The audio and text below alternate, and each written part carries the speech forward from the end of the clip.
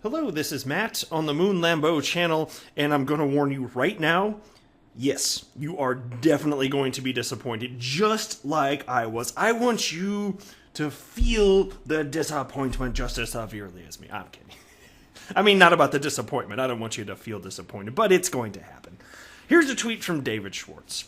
And this is, of course, for those of you new to the world of crypto and the XRP community. David Schwartz is co-creator of the XRP Ledger and Ripple's CTO, and he tweeted out the following just the other day. I finally decided to share my speculations about the price of XRP over the next few months.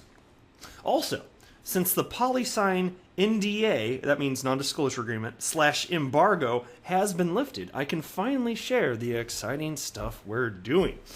Now, as I was reading this, I was on a shuttle bus to, I was playing with my phone, and I was on my way to my youngest brother's wedding. And so I wasn't in a place where I really could have clicked the link. It links to YouTube, and he does have a YouTube channel, so I thought, well, that's highly unexpected. Why the hell would he talk about XRP price? He makes a habit out of not doing that these days. He'd previously talked about potential, and that was years ago. He doesn't even do that these days, and for good reason, I think. It's just going to stir the pot, and you can imagine the crypto media articles. And so I didn't click on it, but I was like, this doesn't make any damn sense. And then I started scrolling through the comments, and I quickly realized that he did not do what he said he did in the tweet. You gotta appreciate at a minimum his sense of humor, though. Here's a tweet from All the Way 08. LMFAO, haven't been rickrolled in a long time. And so as soon as I saw that, I was like, oh, God. David Schwartz is not sharing anything with this. And so you get this headline.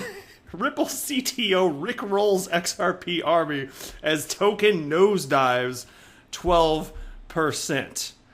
Oh my God. It's funny though. I appreciate that he's got. Now I am going to talk about something a little bit more serious in this piece too. I'm going to run through that. But here's a piece from the Daily Hodl. And I just want to talk about what this means for XRP. So here's the headline. Michael Saylor explains how Bitcoin could surge 80x and beyond. Michael Saylor, at this point, like one of the most famous people in the world of crypto. He's the CEO of a publicly traded company called MicroStrategies, which effectively has purchased over $1 billion worth of Bitcoin in the last few months. Ridiculous, absurd, and I don't mean that in a bad way. It's just freaking fantastic here. And so I want to talk about, if you think about this, if you're talking about an 80-fold increase or more for Bitcoin, what the hell do you think that's going to mean for XRP, which, by the way, provably is following the price action of Bitcoin, and there's less money in it, so it's just in terms of the multiplier effect. If Bitcoin's going to go up 80-fold, like I don't make price predictions, but XRP, don't you think, like would it not go up much more than that? More than 100-fold? Like, if it's going to have true staying power, which admittedly is an if, but I strongly believe it will based on, current real-world adoption. But would it be more like 200-fold or 300? And so it's like, to me, it just comes down to how much XRP does it make sense to hold, if any. For me, it definitely makes sense to hold some. And how long will you have to hold? That's the name of the game. I do want to be clear that I don't have a financial background, so you definitely shouldn't buy or sell anything because anything I say are right. They're definitely not financial advice, but happy to share my everyday Joe Schmo opinion. But into this piece, Ripple CTO rickrolls army as token nosedives 12%. The XRP community remains in high spirits in spite of a 12% drop that was recently recorded by the token following Flare Network's long-anticipated Spark airdrop. And I've talked about this, and I won't go into it in this video, other than to say, for those that have not heard me say it yet, I'll be very brief. First of all, XRP price recovered, and it was a buy the rumor, sell the news type of thing. I think that there were all sorts of people in addition to that, which simply wanted to get more exposure to XRP so that they get more free Spark tokens, and they had no intention of maintaining whatever level it was of XRP exposure that they had. They wanted to change their risk portfolio, or risk exposure rather, and so they adjusted accordingly. Perfectly fine. I have no beef with that. But yeah, price went down.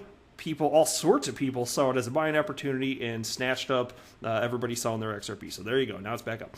But anyway, in a viral tweet, Ripple CTO David Schwartz masterfully rickrolled the community behind the world's third largest cryptocurrency. Rick rolling. I hope all of you know what this is. If not, you're about to find out. And I can't, like, have you been living in a cave if you for like the last 13 years? If you don't know what this is.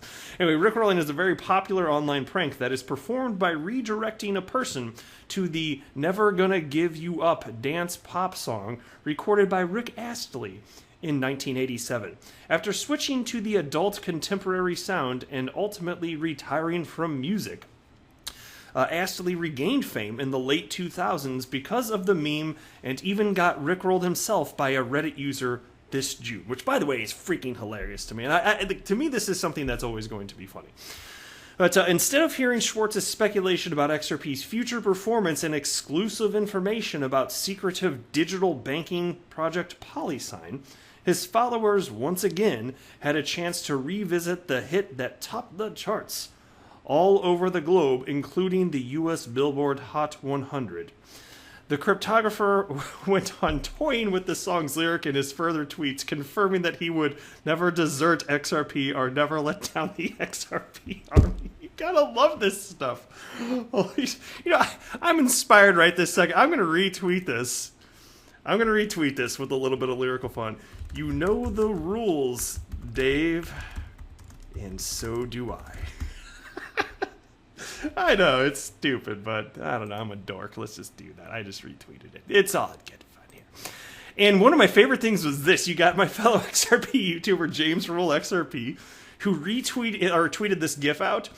And it used clearly the Reface app or such similar app.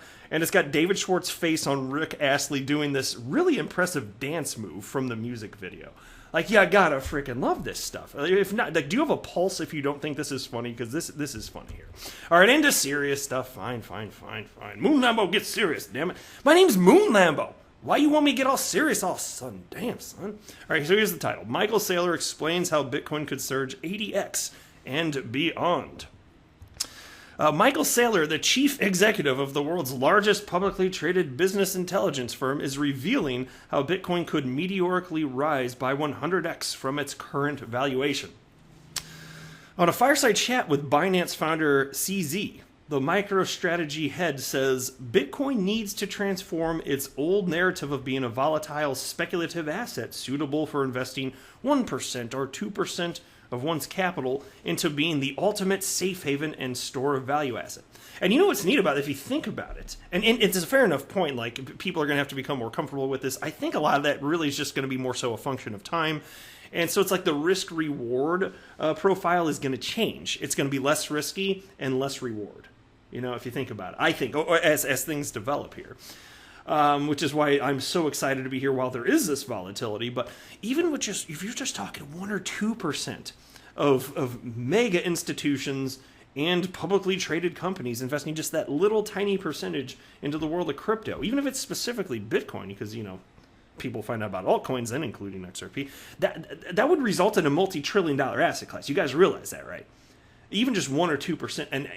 And I think what you'll see is that as this becomes increasingly perceived as less risky because, well, frankly, like, it depends on what you worry. Is you're worried about, like, blockchains getting hacked? I mean, it's like, do you believe in cryptography? It depends on what your beef is about it. But I think as time passes, you're going to see increased confidence in the asset class, and I'd say deservedly so. And you'll see cryptocurrency solving real-world problems. And I think as a result, you will see a much larger percentage, not even just 1 or 2%. I think if you want to have a well-balanced a portfolio in the future, I bet it's not going to look like that.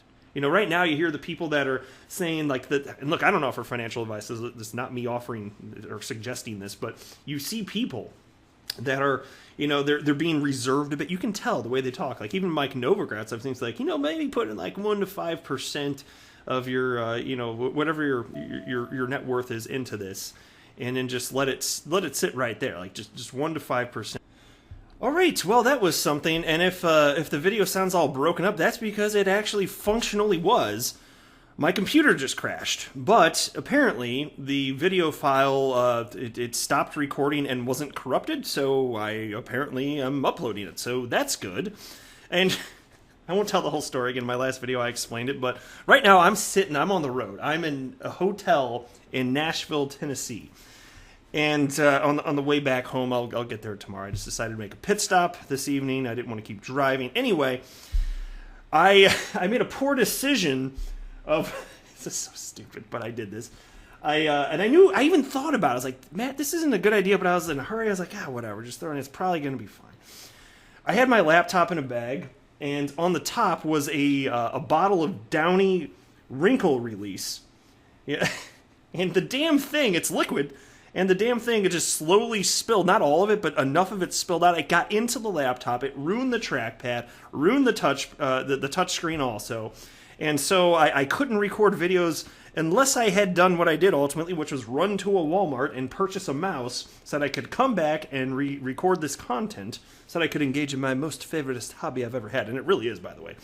And then I just got this weird memory error thing pop up right now. Like, this computer's freaking toast. I can't believe it's like it's on its last legs, but here we freaking are. So I apologize for the disruption. I try and do every single video in just one take, but here's part 2 of it, and there we go.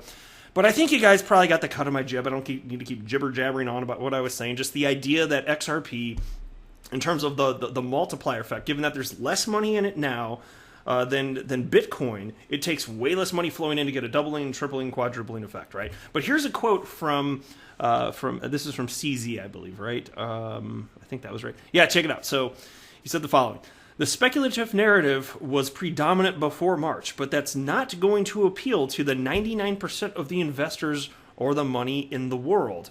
They want something different. They want Bitcoin is the ultimate synthetic long-term treasury reserve asset.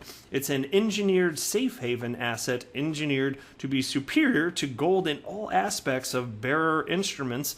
That's a store of value. And if I go from one to the other, then I'm not talking about getting 1% of the money from 1% of the investors. I'm talking about getting 50% of the money from 100% of the investors. And then the piece continues. Should this change in narrative happen, the outspoken Bitcoin bull notes a couple of markets that could start pouring their money into Bitcoin and drastically raise the price and market cap in the leading cryptocurrency. And here's another quote. The people that we want to appeal to are the people that put their money in gold because they don't trust fiat instruments, so that's $10 trillion there. That gets you a factor of 20-50x there. Can you just imagine this? The quote continues, though. The second bucket is people with bonds, $17 trillion in negative yielding debt, $100 trillion of 0 to 3% yielding debt. Why are you putting money in bonds and sovereign wealth? It's a safe haven. So people's reaction is the market gets scary. They run to a safe haven. I think it's pretty important in the crypto industry, and with regard to Bitcoin, you position Bitcoin as the ultimate long-duration safe haven asset.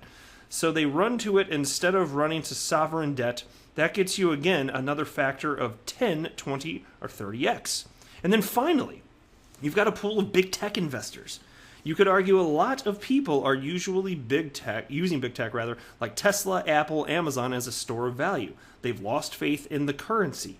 They know they can't invest in negative yielding bonds. They're not quite sure about gold. And by the way, that was Michael Saylor. I think I mistakenly, in my being flustered state after my computer failing, I think I said CZ because CZ's name was on the screen. I apologize. That was obviously Michael Saylor, like I cited when I started talking about this. Oh my God. Do you see this little frowny face here? My computer is failing. This is a sign of I mean that too. I'm not joking. Like, this is a sign of my computer failing. Like, it's not able to process stuff properly anymore. I better just stop recording here before, like, I lose everything. I just need to upload this damn thing. I'm so sorry, guys. Not going to use this computer moving forward. Maybe over the next day or two, but I clearly need to replace it. And I actually did buy a new laptop a few months ago, but I don't think I want to use it for recording. I just enjoy using it for casual use. I think I'm just going to get a straight up freaking, I don't know, powerful, some sort of tower or something with a big ass screen and set up a proper home studio. I haven't done that yet, but I don't know. I'll wrap up there, though. But thank you very much for stopping by. I am not a financial advisor. Do not buy or sell anything because of anything that I say or write. That would be a very, very, very bad idea. Until next computer crash, to the moon, Lambo!